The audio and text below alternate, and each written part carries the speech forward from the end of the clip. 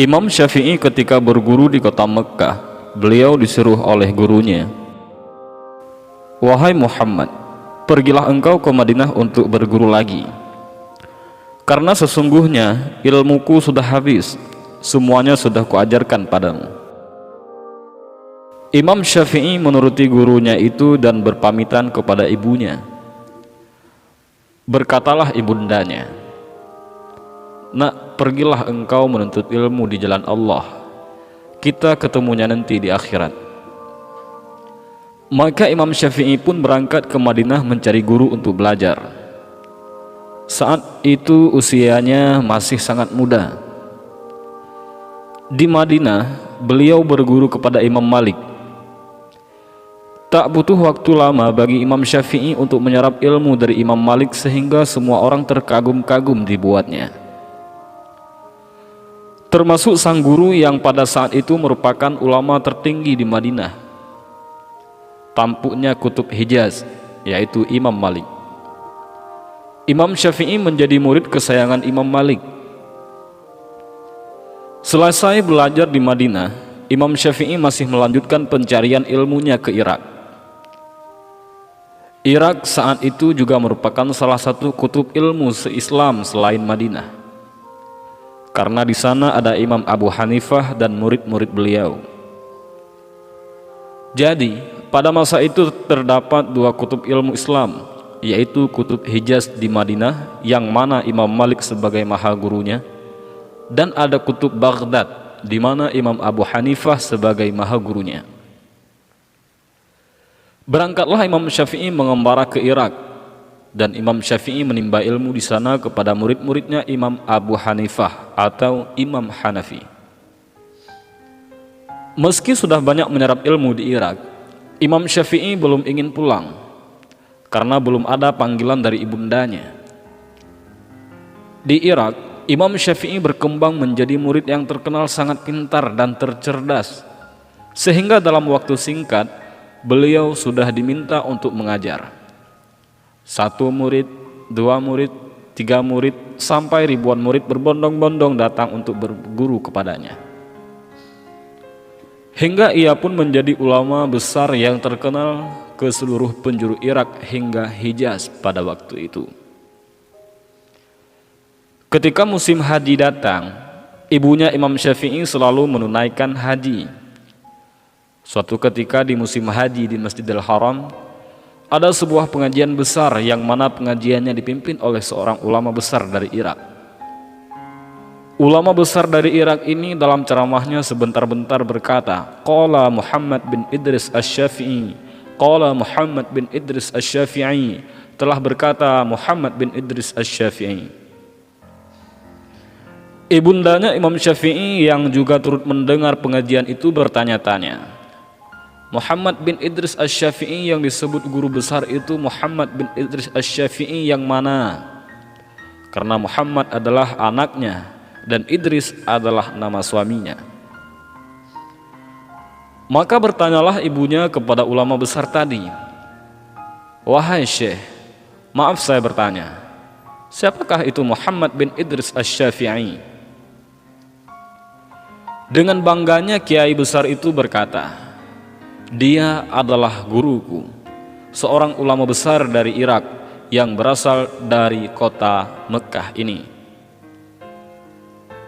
Mendengar jawaban itu, ibunda Imam Syafi'i terkejut, karena setahu beliau tak ada nama Muhammad bin Idris Asy-Syafi'i yang berasal dari Mekkah ini selain dari anaknya.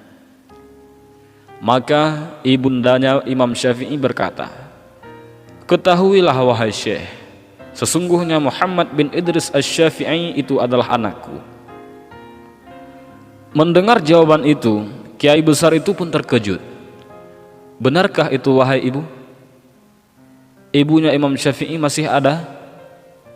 "Benar wahai Syekh, Muhammad bin Idris Asy-Syafi'i itu adalah anakku."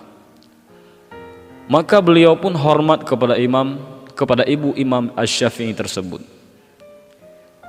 Setelah bercerita banyak, Syekh dari Irak tadi pun bertanya, "Lalu apa pesanmu buat Imam Syafi'i wahai ibu?" "Katakanlah kepada anakku, Jika ia ingin pulang ke Mekah sekarang, dia boleh pulang. Setelah sampai ke Irak, maka pesan pun disampaikan kepada Imam Syafi'i. Wahai Imam, ibumu berpesan, jika Imam ingin pulang ke Mekah sekarang, Imam boleh pulang. Maka Imam Syafi'i pun bergegas ingin pulang. Sudah sangat rindu kepada ibunda tercintanya. Namun di sisi lain, masyarakat Irak begitu berat melepaskan sang imam. Namun dengan berat hati dan perasaan penuh haru, mereka pun rela melepaskan Imam Syafi'i untuk pulang. Karena mereka sudah sangat mencintai kepada Imam Syafi'i, dan Imam Syafi'i merupakan ulama besar. Maka saat Imam Syafi'i ingin pulang, mereka banyak sekali memberikan bekal kepada Imam Syafi'i. Di antaranya banyak ia memberi onta hingga Imam Syafi'i mendapatkan ratusan unta, yang mana masing-masing unta terdapat isi bekal dan kekayaan di punggungnya. Imam Syafi'i terkejut melihat begitu banyaknya bekal yang diberikan kepadanya. Hampir semua orang Irak memberi bekal. Imam Syafi'i pun pulang menuju Mekah, dikawal oleh beberapa orang muridnya berikut ratusan ontanya. Sesampainya di pinggiran kota Makkah, Imam Syafi'i menyuruh salah seorang muridnya untuk menemui ibunya dan mengabarkan bahwa Imam Syafi'i sudah hampir sampai ke Mekah. Muridnya pun mendatangi rumah ibunda Imam Syafi'i dan mengetuk pintu. Setelah dibuka, ibunya bertanya, "Siapa engkau?" "Saya murid Imam Syafi'i," jawab murid Imam Syafi'i itu. "Ada apa?" tanya ibunya. "Imam Syafi'i sedang dalam perjalanan pulang ke sini, Bu, dan sekarang sudah berada di pinggiran kota Mekah," jawab muridnya lagi. "Apa saja yang dibawa Syafi'i?" tanya ibunya. Si murid tersebut dengan bangganya menjawab, "Imam Syafi'i datang dengan membawa ratusan unta dan harta." Berharap ibunya Imam Syafi'i menjadi senang dan saat mendengarnya.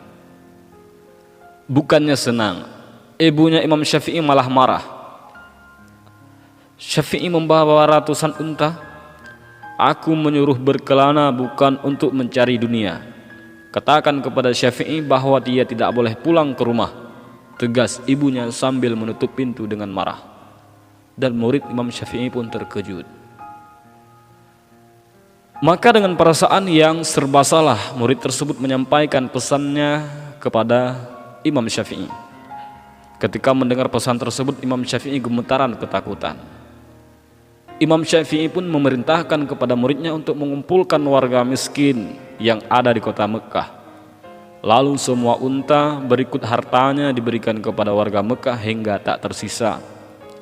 Yang tersisa hanya kitab saja.